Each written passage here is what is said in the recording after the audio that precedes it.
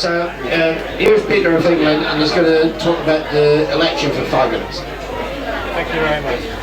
Okay, thanks everyone. I know you've been listening almost non-stop for an hour and a half, and also before the break. So this is just a quick comment that I actually passed to a lady earlier in the evening, around 8 o'clock now. And so she said that I should just maybe come in and make this point. It's going up to the general election, and everybody's encouraging everyone else to go to the polls and vote for either Labour or Conservative or whoever your party of choice is. But one of the things that I was going to do a video on, and hopefully I'll do it when I get the motivation over the next few days, and this is the concept of actually voting. Should you vote, and does it actually make any difference? So one of the aspects of this voting situation is that when you go into the voting booth, as you all know, you have to put a mark or an X in one of the boxes against the favoured candidate. Now what you should possibly realise is that the mark of the X, or for someone who's actually making a signature with an X, as far as legal documents are concerned, are typically people who are actually considered to be incompetent or illiterate. So if you actually look at the definition of when you would be able to use the X as a mark historically, that was usually for people who were imbeciles, idiots, delinquents, wards of court, paupers, or other, shall we say, aliens. So when you're actually putting this mark onto the ballot paper, what in fact you are doing is confirming that you are actually an incompetent or a ward, because you're actually voting within one of the 9,530 odd electoral wards in the country. So for those people who actually say yes, you really do need to vote, otherwise you can't affect the result or you can't participate in the democratic process, I actually think that is one of the main points to note, that it is actually a cross. If you actually look at something called a chiasmus in Roman law, a chiasmatic formula was actually something that imparted a totally different meaning to the sentence than was actually thought of in the actual dialogue. So that was one of the things that I was talking about. So for those people who say, oh yes, you really do need to vote, maybe yes, voting, but not by putting an X on the box, and this is the same throughout Europe, whether you're in Poland, Slovenia, in France, Germany, or the UK, the actual machinery of getting you to actually negate yourself is by having you confirm that you are a ward of the parish or an incompetent. So that's that point. The other point I'd just like to try and make is that I've been over in England now for about 3 weeks. On the 13th of April, that's just in a few days' time, Bank will actually be in possession of its first tranche printing of 100 checkbooks. These have been done by a security printing company that's agreed to actually make the first run. They took some persuading before they'd actually do it. Now, this company actually provides all the checkbooks for the 5 major clearing banks. The checks will be on security paper with ultraviolet ink, and so will be cleared through Bank in Manchester. And so this comes in as tying in with some of the comments that made by previous speakers tonight, when they've been talking about using promissory notes, or when you can't use a promissory note, when you should use a bill of exchange. What you will have as of Monday, and I've left 1 or 2 pieces of literature around, and please just go to wearebank.co.uk. What you will have from Monday is actually an organisation that will stand behind you and pay for all your public-based liabilities. So that's in effect anything that you're being accused of being a straw man for, anything that you are incurring a liability from, either HMRC, the VAT, council tax, public fines, court fines, parking fines, basically anything that's been thrown at you. The point from here on in is don't fight it, pay it. So we're also in the process of trying to put together a set of streetwear or identifiable, can we say, logos, so that when people turn up maybe at Mr. Crawford's, or whether they turn up at other places to beat the bailiffs, then what is seen to be happening is that there's a uniformed organisation, instead of people who might otherwise, only be recognised as just passing through on the day. And one of the key things that I've been over here now to try and do, and I'm going to do it now coming up towards the election, is trying to go through to various groups around the country, whether it's Simon Spaniard's White Rabbit Trust in various locations, and I met Mark a couple of weeks ago to discuss the checkbook issue, is really to try and start, we should start bringing all of these people together now, from Kent Freedom Movement, from Freedom Northwest, and people further afield, so that we do actually come together under an umbrella. British Constitution Group with Roger Hayes, all of these people, you know, hopefully will come together so that we can actually sing from the same hymn sheet. Otherwise, I think what will happen is we'll just be left sort of wandering in the wilderness and will never become a credible alternative. So that's where I see it. It's got to go to the next level now, because if we're not perceived as being any type of threat, inverted commas, then we're not really doing our work. So it needs to be elevated. One of the main keys that I'm trying to push forward now and stand or fall on the sort of strength of my commitment here is that people who said, no, you can't go near a bank. Dave Fishwick also said, oh no, you know, I have the same trouble with Bank of Dave, which everybody might have heard of. Bank of Dave, no. Okay. So we actually have it, it's there, it's up and running. Just to cover quickly, in hopefully under 2 minutes now to conclude, the assets within the bank, the number of people over the last year and a half that have pledged promissory notes to the bank, which then act as a funding mechanism, an asset in the vault of the bank, which then allows you to cash your checks against the communal pool, are in excess of 15 million in promissory notes. There is a small syndicate in Malaysia who have actually allowed me to what's called hypothecate, that means pledge as an equity within the bank, something called 1934 Chicago Federal Reserve Gold Certificate Fractional Reserve notes.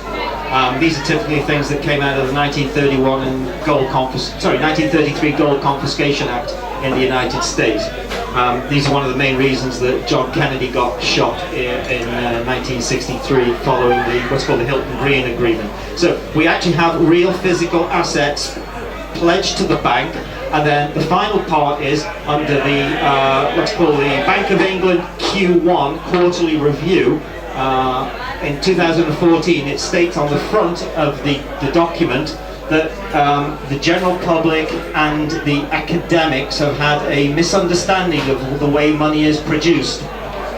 And what they actually say is, the common misapprehension is that a bank has to have deposits before it can make loans. This has been a big mistake. Everybody's got it wrong. And what they actually say now is that the bank makes a loan, and at the moment the bank makes a loan, it creates a simultaneous deposit in the account of the customer. So that actually turns it on its head completely, and what's good enough for the Bank of England is good enough for us. So if any of you then that come along and join We're Bank, we are very happy to create a loan for you, which will create a deposit in your account. So that's one of the things we'll work on. We'll use the best, or the worst, of what they've got to be the best that we have, and then in combination with the promissory notes, the hypothecated gold certificates, and if anyone wants to find out a little bit more about that, they should look at a chap called Neil Keenan under neilkeenan.com. These are tied in with what's called the global collateral accounts and what's called prepaid treasury. This is supposed to be the holy grail of where all the money is, and what we also find out is the official figures by the World Bank on above surface 99.9% gold, pure, 99.9% fine. The official figure is 183 to 186,000 metric tons, and what we actually find out is that's closer to 4.5 million metric tons, and that's kept in tunnels near by the Bank of International Settlements in Basel, in about 30 kilometers of underground sort of tunnels. So that's really what I wanted to say. Thank you very much for giving me the time to do it. So hopefully very good news for the future, and as long as I'm still out and free, you'll know it's working.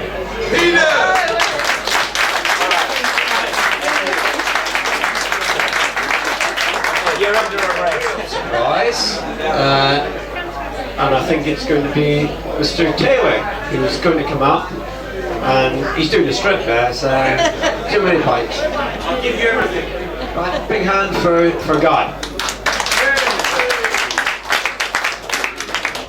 Right, chaps then. I mean, ultimately, I mean, the people that have been here tonight are splendid. And people like Rob, who's come and talked to you, I've been so educated by Rob over the years that I've known him, it's unreal. Because we're dealing with an onion, and we're dealing with layers of that onion, and the understanding of different layers, it gives us a different interpretation. I think first and foremost, we should all gain forces and go and kill that lot in there, right? Because you know, whatever's happening, they're obviously like unaware of it. They're a teachers association or something. I don't know, right? This is going to be a very short thing that I'm doing because I haven't really got any more than I've ever said. But if everyone puts their hands up, shall we go and kill the occupants in the next room? Yay! Right. I'm on my way. Henry, calm down. So what I'd like to say, and it's very brief, right? I call this is probably the shortest speech I've ever done in my life. I call it burglary, bailiffs, and the mentally ill. Right? So burglary and bailiffs. Let's have a look at it. The only difference between a burglar and a bailiff is the paperwork. If they haven't got the paperwork, they're a burglar. So this is what we've been trying to educate the old Bill, the police with, right? Burglar, bailiff, paperwork. No paperwork, it's a burglary, it's a thief, yeah?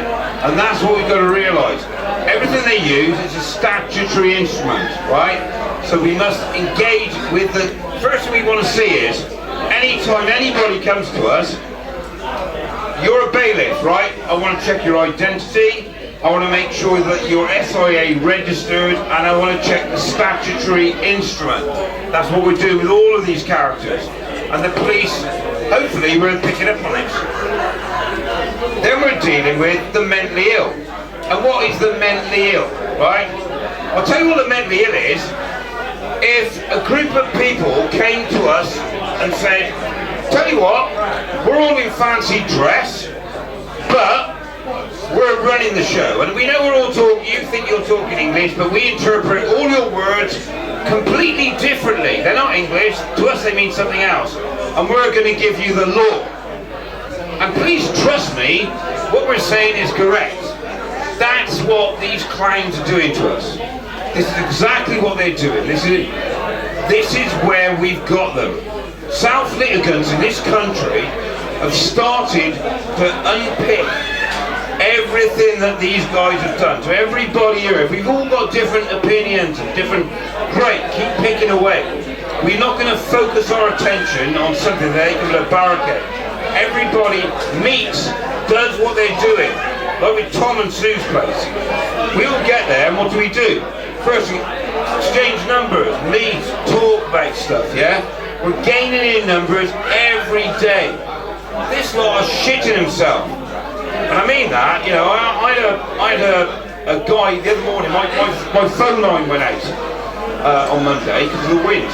And unfortunately Linda's away, so on Tuesday there was some guy from Wales who'd been sleeping in the car park going to take me down to Wales to a court case for an 88-year-old lady who was so disabled she couldn't get to court for her council tax, and I promised to go. So I went down there.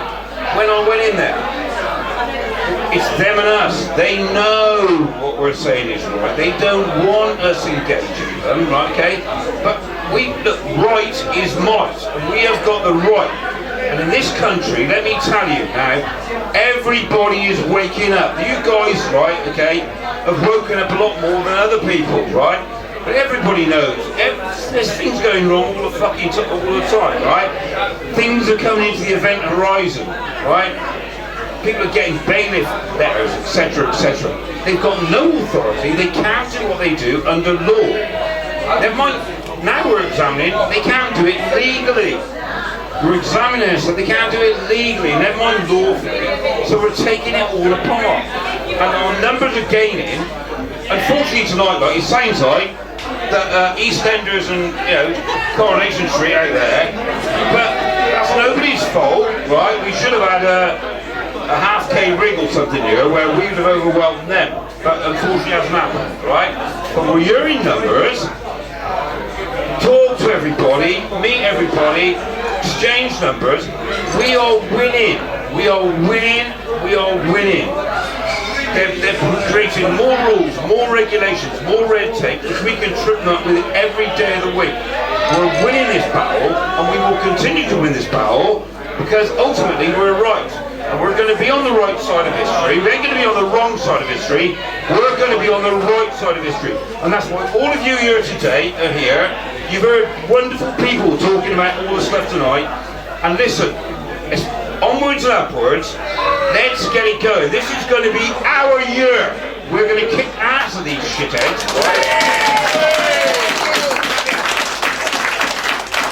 And that's my lot, yeah? So it's very brief for me, but wonderful night tonight. Let's keep it moving. Let's keep all the organisations moving. Let's all meet. Let's all do things, right, okay? We know more than they do. We do. We know more than they do now. They've not dusted off those books. They think, oh, well, this is the way it is, you know, this is what we do, yeah? Well, it ain't what we do. We're human beings, right? If they want to apply the rules to us, we're going to apply the law to them. So, onwards and upwards. So I think that's it for the evening, isn't it?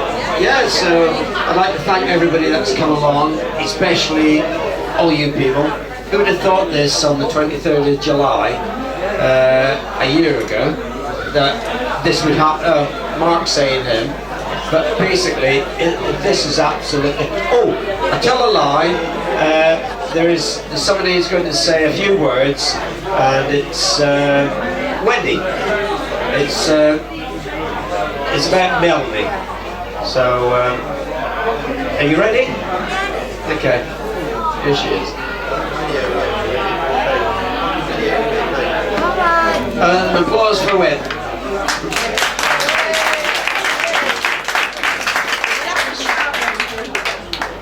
Hi everybody.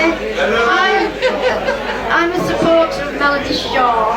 I think a lot of you may be aware of Melanie. She's a child abuse victim from Beechwood.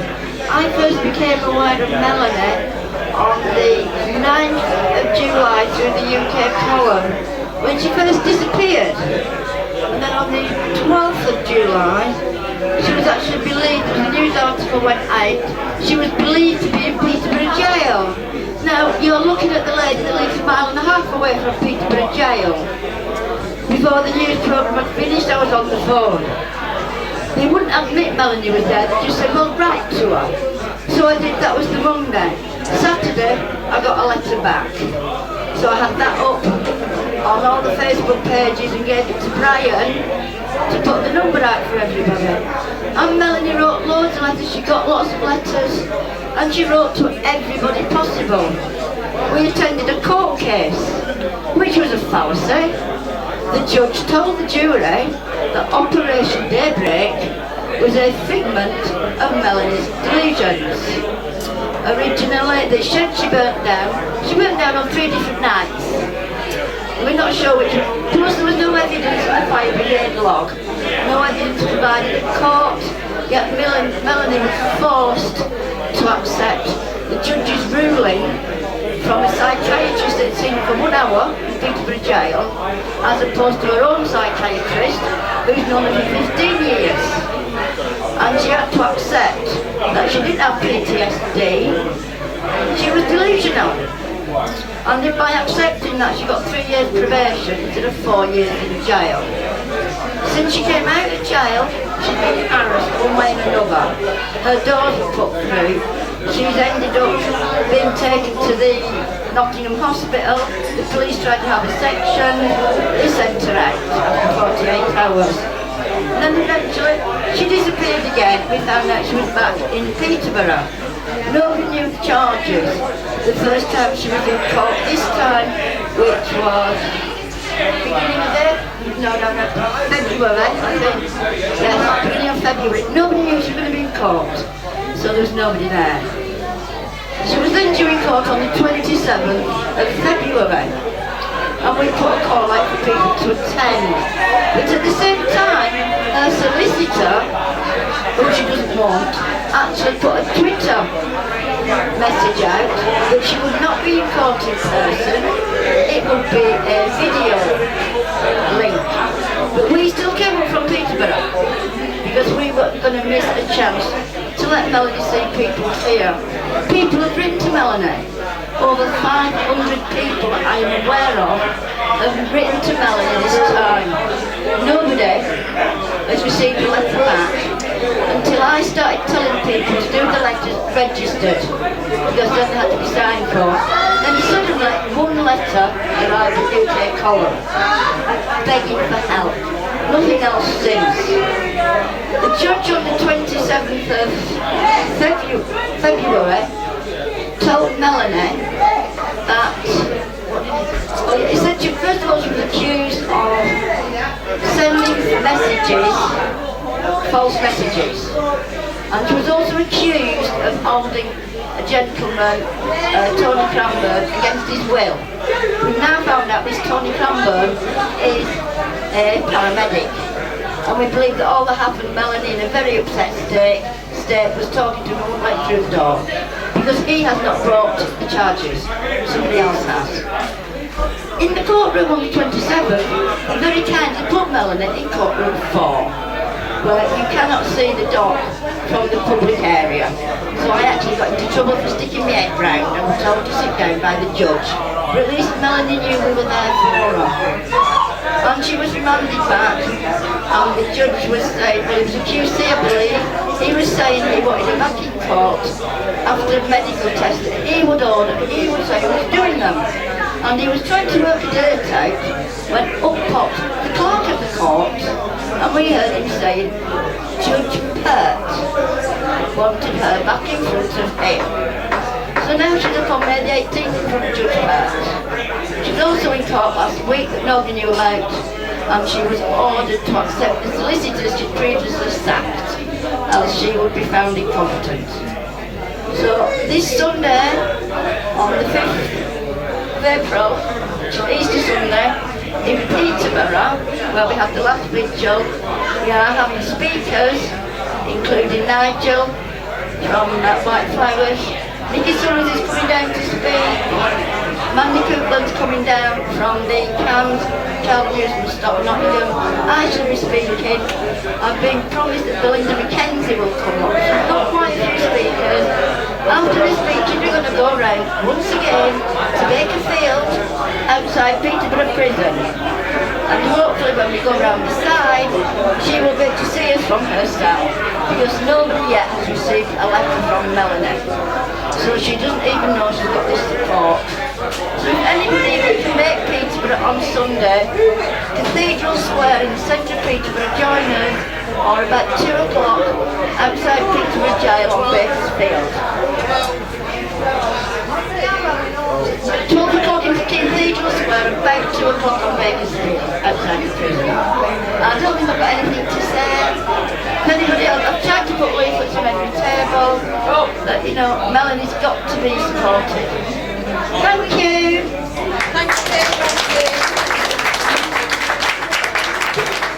Can I just say, right, okay, because obviously we've been drained out, we're trying to gain information, there's other people having a good time, which you can't knock him for, right? But let's all have a little chant, right, to knock this out, right? Can we all agree on that, yeah? Yeah. So let's all start it off, right? We go, freedom, freedom, freedom, freedom, freedom, freedom, freedom, freedom, freedom, freedom, freedom, freedom, freedom. What was that, Guy? I think it's called freedom, but at least we had our minute, didn't we, in the sun? Yeah, that's absolutely brilliant. So, I'd like to thank everybody who's come along and talked. Each one of you deserved at least 2-3 hours each because of the information you've got. It's incredible, all the research that's gone into most of the things that you've all talked about. So, I'd like to thank everyone else who's come along and supported us. what can I say? I'm always short of words. So give yourselves all a big applause because you're doing brilliant.